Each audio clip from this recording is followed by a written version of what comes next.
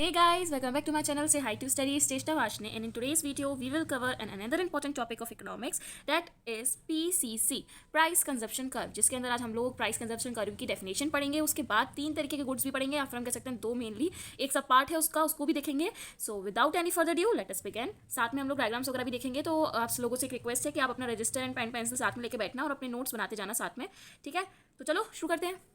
Fall guys, इससे पहले वाली जो वीडियो थी जो कि डिपेंड थी आईसीसी पर, अगर आपने वो अभी तक नहीं देखी है तो सबसे पहले जाके उसे देखिए। मैं उसकी जो लिंक है वो डिस्क्रिप्शन बॉक्स में डाल दूंगी, क्योंकि वो क्लियर होगा तो आपको पीसीसी बहुत अच्छे से क्लियर हो जाएगा। तो देखो, आईसीसी में हमने बात की थी नॉमिनल इनकम की, और यहाँ पे हम बात करेंगे या तो प्राइस या फिर हम बोले तो रियल इनकम। मैं पहले आपको पीसीसी की अगर शॉर्ट में डेफिनेशन बताऊँ कि पीसीसी क्या होता है।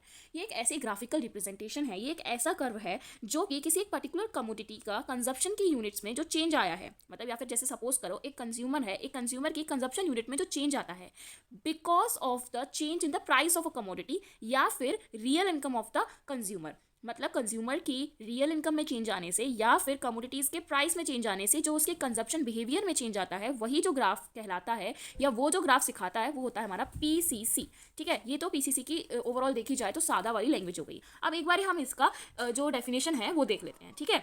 It shows the total change in the consumer behaviour as a result of the change in the price of a commodity. मतलब एक पर्टिकुलर कमोडिटी के प्राइस में चेंज आने से जो कंज्यूमर के कंजप्शन बिहेवियर में चेंज आ रहा है वो हमको दिखाता है पीसीसी, प्राइस कंजप्शन कर्व, ठीक है। या फिर हम ऐसा बोल सकते हैं कि change in the real income of a consumer, मतलब कि कंजप्शन बिहेवियर में रियल इनकम में चेंज आने की वजह से जो चेंज आएगा वो हमें दिखाता है। लेकिन नॉमिनल इनकम जो है वो यहाँ पे कांस्टेंट रहती है। रियल इनकम और नॉमिनल इनकम ये मैं आपको पिछली वीडियो आईसीसी में भी समझाया था, लॉ ऑफ डिमांड वाली वीडियो में भी समझा चुकी हूँ। दोनों ही वीडियोस को मैं लिंक कर दूंगी, आप वो लोग देख लेना। लेकिन अगर मैं इन शॉर्ट बात करूँ कि रियल इनकम और नॉमिनल इनकम क्या है, तो मैं आपको ओरली अगर समझाऊँ शॉर्ट में, तो रियल इनकम वो इनकम होती है जो कि एक्चुअली किसी एक पर्सन की हो, मतलब जिसमें कोई इन्फ्लेशन इंक्लूड ना हो। It is after inflation counting, मतलब सारा इन्फ्लेशन, सारा खर्चा पानी करने के बाद जो इनकम हमारे पास बच रही है एज अ सेविंग, वो कहलाएगी हमारी रियल इनकम, ठीक है। और वहीं नॉमिनल इनकम हो गई हमारी सैलरी, जो कि एक इल्यूजन होता है बेसिकली।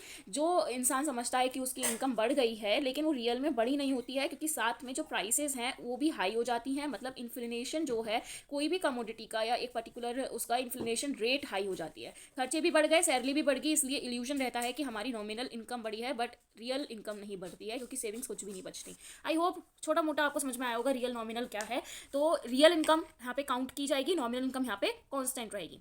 प्राइस कंजप्शन कर्व वो कर्व है जो कि एक पर्टिकुलर कंज्यूमर का कंजप्शन बिहेवियर में जो चेंज आता है वो दिखाता है। और वो जो कंज्यूमर कंजप्शन बिहेवियर में चेंज आया है वो 2 चीज़ों के कारण आता है। या तो हम बोल सकते हैं कि कमोडिटीज़ की प्राइस चेंज हुई है इसलिए, या फिर हम कह सकते हैं कि कंज्यूमर की रियल इनकम चेंज हुई है। ऐसा हम इसलिए कहते हैं क्योंकि रियल इनकम जो है वो बेसिकली जो कॉज की जाती है, मतलब जो रियल इनकम का मेन कॉज माना जाता है वो प्राइस ही माना जाता है, कि प्राइस में चेंज आया है। मतलब प्राइस अगर गिर जाती है एक पर्टिकुलर कमोडिटी की, तो क्या होता है कि लोग उसको पहले से, ऑफकोर्स सपोज करो कोई एक कमोडिटी 10 रुपये की है, वो 5 रुपये की हो गई। अब मैं उस कमोडिटी को फिर से खरीदने जाऊंगी तो मैं पहले 10 दे रही थी, अब 5 दूंगी, तो 5 रुपये मेरे बच रहे हैं ना, 5 रुपये मेरी पॉकेट में स्पेंड नहीं हो रहे हैं, वो एक्स्ट्रा में पड़े हैं। एक्स्ट्रा में पड़े हैं तो बोलो कि वो सेविंग्स हो गई, या मैं उनसे किसी और चीज़ को खरीद सकती हूँ, ठीक है। तो रियल इनकम जो है वो बेसिकली जो डिपेंडेंट होती है वो होती है प्राइस ऑफ द कमोडिटी पे। दैट्स वाई यहाँ पे हम या तो प्राइस बोलेंगे या रियल इनकम बोलेंगे, और नॉमिनल इनकम जो होती है वो यहाँ पे कांस्टेंट होगी। पीसीसी में यहाँ पे नॉमिनल इनकम कांस्टेंट होगी, और रियल इनकम या फिर प्राइस में चेंज आने से जो कंजप्शन में चेंज आएगा वो ही दिखाएगा हमें PCC. I hope PCC clear हुआ होगा। अब देखो, प्राइस में चेंज आने से गुड्स को 3 कैटेगरीज में डिवाइड किया गया है। मेनली जो कैटेगरीज हैं वो है normal good and inferior good, ठीक है। वेवलेंट गुड और गिफिन गुड ये इन्फीरियर गुड्स के ही पार्ट हैं। तो अगर ये दोनों आप करना चाहो और ये ना करना चाहो तो चलेगा, लेकिन अगर ये भी कर लो तो और अच्छा लगेगा, मार्क्स अच्छे मिल जाएंगे, ठीक है। तो देखो, नॉर्मल गुड्स, इन्फीरियर गुड्स और वेवलेंट और गिफिन गुड्स। वेवलेंट और गिफिन गुड्स को मैं लॉ ऑफ डिमांड वाली वीडियो में समझा चुकी हूँ, जिसको मैं डिस्क्रिप्शन बॉक्स में लिंक दे दूंगी, वो आप उधर से डिटेल में समझना, लेकिन इन शॉर्ट मैं आपको बताई दूंगी। इन्फीरियर गुड्स और नॉर्मल गुड्स मैं बताती हूँ आपको। देखो, नॉर्मल गुड्स वो गुड्स होते हैं जो कि लॉ ऑफ डिमांड के हिसाब से चलते हैं। लॉ ऑफ डिमांड क्या होता है कि एक पर्टिकुलर कमोडिटी की जो प्राइस है, अगर उसमें प्राइस में घटाव आ रहा है तो उसकी डिमांड बढ़ जाएगी, ये कहती है नॉर्मल गुड। और इसी के हिसाब से चलते हैं कि मतलब इन कमोडिटीज़ की, इन गुड्स की अगर प्राइस कम होती है तो इनकी डिमांड बढ़ जाएगी। ये उल्टा चलते हैं, ये डायरेक्टली प्रोपोर्शन होते हैं। प्राइस बढ़ेगी तभी इनकी डिमांड बढ़ेगी, और अगर इनकी प्राइस घटेगी तभी इनकी डिमांड घटेगी। मतलब ये डायरेक्टली प्रोपोर्शन होते हैं, ये इनवर्सली प्रोपोर्शन होते हैं। अब मैंने बोला कि ये इसके पार्ट्स हैं, तो यही सेम चीज़ इधर चलती है, ठीक है। अब मैं इनको आपको बताती हूँ कि इनके ग्राफ कैसे बनते हैं पीसीसी में, ठीक है। तो देखो, पहली बात तो ये इनकम कंजप्शन कर्व में हमने क्या किया था, बजट लाइन को पूरा शिफ्ट किया था। यहाँ पे बजट लाइन कमोडिटी की, एक कमोडिटी की ही चेंज होती है, एक कमोडिटी पे कांस्टेंट मानी जाती है। ऐसा क्यों? क्योंकि एक यहाँ पे देखो प्राइस में चेंज आता है, अगर दोनों ही गुड्स की प्राइस चेंज कर देंगे तो कोई फर्क नहीं पड़ेगा, जितना कंजप्शन पहले हो रहा था उतना ही अब होगा। होगा क्योंकि दोनों गुड्स की हमने प्राइस चेंज कर दी। अगर हम एक गुड की चेंज करेंगे तो ही फर्क पड़ेगा। कैसे? देखो, गुड एक्स और गुड वाई की बात कर रही हूँ मैं। अगर गुड एक्स में ₹10 का ले रही थी एंड गुड वाई में ₹15 का ले रही थी, ठीक है। मैंने क्या किया, गुड वाई की जो कमोडिटी थी उसका जो प्राइस है वो मैंने 15 से कर दिया ₹10। तो ₹5 मुझे यहाँ से एज अ सेविंग मिल रहे हैं। सही है, ₹5 मुझे यहाँ से एज अ सेविंग्स मिल रहे हैं। लेकिन अगर मैंने क्या किया, इसके साथ साथ, मतलब ये 5 से 10 किया, अगर मैंने इसके साथ साथ इस कमोडिटी की प्राइस बढ़ा के कर दी ₹15, तो मैं तो कुछ सेव नहीं करा ना। जो ₹5 यहाँ से मिल रहे थे वो मुझे यहाँ खर्च करने पड़ जाएंगे। तो कंजप्शन यूनिट में कोई चेंज आया नहीं आया। इसी वजह से एक ही कमोडिटी की हम प्राइस में चेंज लाते हैं, दोनों की में नहीं लाते हैं। डेट्स वाई बजट लाइन जो होती है वो एक गुड की सेम मानी जाती है और हम यहाँ पर गुड वाई की सेम मानेंगे, ठीक है। तो देखो, बजट लाइन शिफ्ट बस एक्स एक्सिस पर होगी, वाई एक्सिस पर नहीं होगी। अब इसका जो नॉर्मल गुड्स का ग्राफ होता है, ये जो ग्राफ होता है वो डाउनवर्ड स्लोपिंग ग्राफ है, ठीक है। यानी कि डाउनवर्ड स्लोपिंग ग्राफ पीसीसी में दिखाएगा हमें कि जो गुड्स कंज्यूम किए जा रहे हैं वो है नॉर्मल गुड्स। नॉर्मल गुड्स बोले तो वो गुड्स जिनकी डिमांड जो है वो प्राइस के इनवर्सली प्रोपोर्शनल है। देखो, इसको अगर मैं लैंग्वेज में बात करूँ तो when PCC is downward sloping, जब ये डाउनवर्ड स्लोपिंग होगा, it indicates that the goods that consumer is consuming, जो गुड कंज्यूमर कंज्यूम कर रहा है वो गुड्स जो है वो नॉर्मल गुड्स हैं। ये क्या दिखाएगा हमें? डाउनवर्ड स्लोपिंग पीसीसी, ठीक है।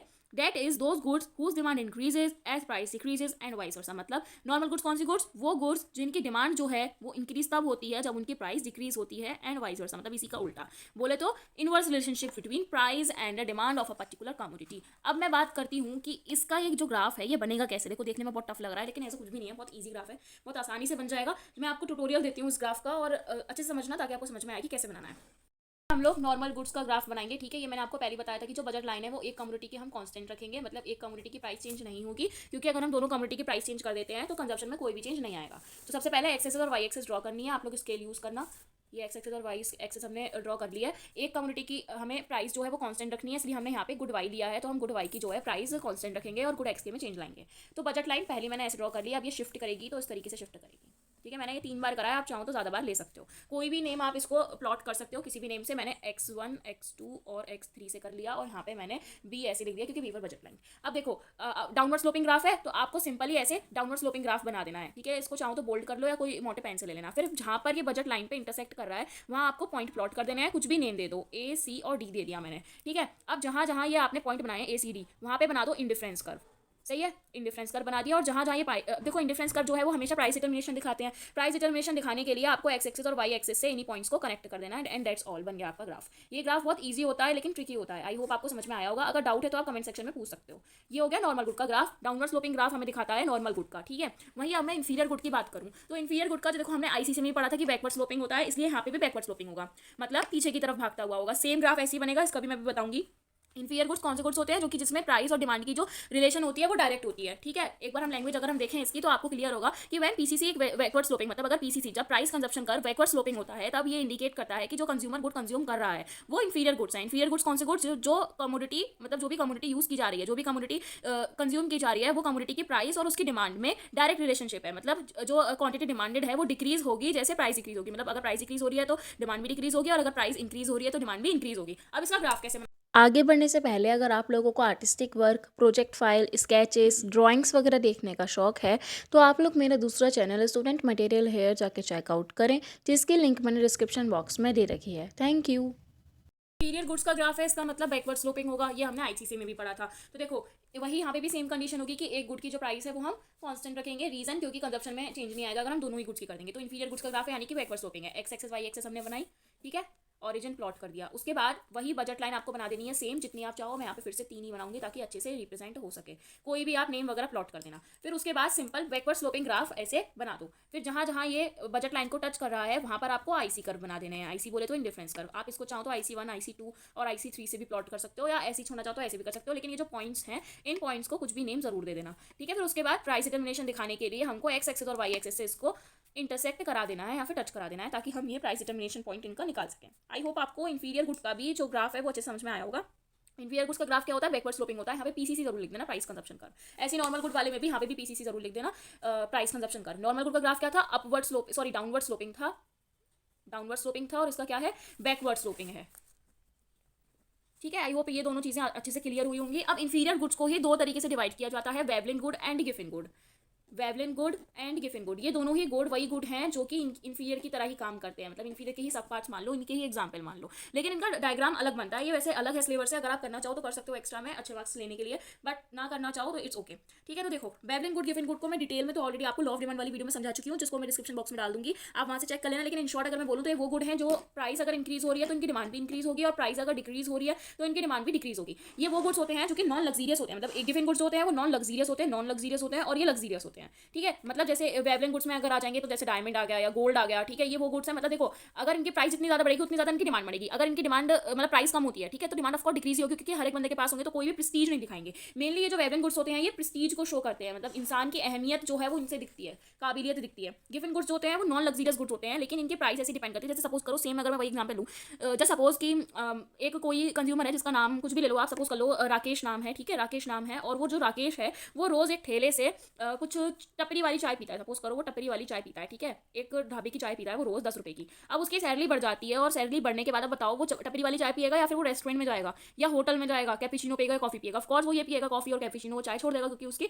इंक्रीज हो गई है इनकम, तो वो अच्छी चीज़ें प्रेफर करेगा, बेकार क्वालिटी की चीज़ें वो क्यों करेगा? तो ये वाले जो गुड्स हो गए जो हम अपनी इनकम में इंक्रीज आने से या प्राइस में डिक्रीज आने से उनको और छोड़ देते हैं। प्राइस में डिक्रीज वाला अगर मैं इसका एग्जाम्पल लूँ तो सपोज करो ये जो चाय है वो मिल रही थी पहले 10 रुपए की, ठीक है, अब जो टपरी वाला है उस बंदे ने उसको 5 रुपए बेचा है, तो इंसान के दिमाग में क्या गया, ऑलरेडी इतनी सस्ती थी, इसने और ज़्यादा सस्ती कर दी, मतलब ये लो क्वालिटी की बेच रहा है, तो इसलिए लोग इसको खरीदना बंद कर देते हैं। ये होगा गिफिन गुड और वेवलिन गुड। अब इनका जो ग्राफ बनता है वो बनता है अपवर्ड स्लोपिंग। जब भी अपवर्ड स्लोपिंग पीसीसी होगा, इसका मतलब जो गुड्स यूज किए जा रहे हैं वो वेवलिन गुड और गिफिन गुड हैं। ये वो गुड होते हैं जो जिनकी डिमांड तब इंक्रीज होती है जब इनकी प्राइस साथ साथ इंक्रीज होती है, जैसे कि मैंने आपको एग्जाम्पल दिया low income good, diamond, T, ठीक है, ये सब चीज़ें हो गई। अब देखो इसका ग्राफ कैसे बनता है वो मैं आपको समझाती हूँ।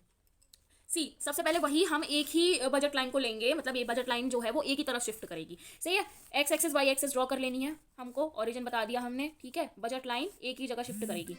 लाइन मैंने यहाँ पे 3 बना दी है, आप अपने हिसाब से ज़्यादा भी बना सकते हो, लेकिन कम मिनिमम 2 तो बनाना ताकि अच्छे से दिख जाए। अपवर्ड स्लोपिंग ग्राफ है तो आपने अपवर्ड स्लोपिंग ऐसे सिंपली बना देना है, ठीक है। फिर उसके बाद जहाँ जहाँ ये बजट लाइन को टच कर रहा है वहाँ पर आपको आईसी कर्व बना देना है। आईसी कर्व जहाँ जहाँ बनेगा मतलब हमें प्राइस डिटर्मिनेशन पॉइंट भी निकालना है, इसलिए एक्स एक्सेस और वाई एक्सेस को टच करके दिखा देंगे दोनों से ही, और ये बन गया हमारा ग्राफ, ठीक है। थोड़ा टिपिकल नहीं होता, बहुत ईजी होता है, बस ट्रिकी होता है। आई होप आपको ये वाली चीज़ आपको क्लियर हुई होगी। पीसीसी लिख दो और सारे पॉइंट्स को कुछ ना कुछ प्लॉट कर दो ताकि अच्छे से समझ में आ जाए। x1 x2 3 जो भी आप करना चाहो, ठीक है, वो आप देख लो, कुछ भी कर सकते हो, लेकिन ये चीज़ ध्यान रखना कि जो बजट लाइन है यहाँ पे पूरी शिफ्ट नहीं होती है, सिर्फ एक्स एक्सेस से शिफ्ट होती है, लेकिन आईसीसी में पूरी शिफ्ट होती है। आई होप आपको ये तीनों ग्राफ अच्छे से क्लियर हुए होंगे, कैसे बनाने हैं वो भी समझ में आया होगा, डेफिनेशन भी समझ में आई होगी, और कैसे पहचानना है कि कौन सा ग्राफ कौन से गुड का है। जब डाउनवर्ड स्लोपिंग होगा तो नॉर्मल गुड्स का, जब बैकवर्ड होगा तब इंफीरियर गुड्स का, और जब अपवर्ड स्लोपिंग होगा तब वेवलिन या फिर गिफिन गुड, ठीक है। प्राइस कंजप्शन कर्व की डेफिनेशन भी आपको अच्छे से समझ में आ गई होगी। अगर कोई डाउट है तो प्लीज़ कमेंट सेक्शन में डाल दो, मैं ट्राई करूँगी उसको क्लियर करने का। बाकी अगर वीडियो अच्छी लगी हो तो प्लीज़ चैनल को सब्सक्राइब करना, अपने दोस्तों के साथ शेयर करना, वीडियो को लाइक करना, and stay tuned. Thanks for watching.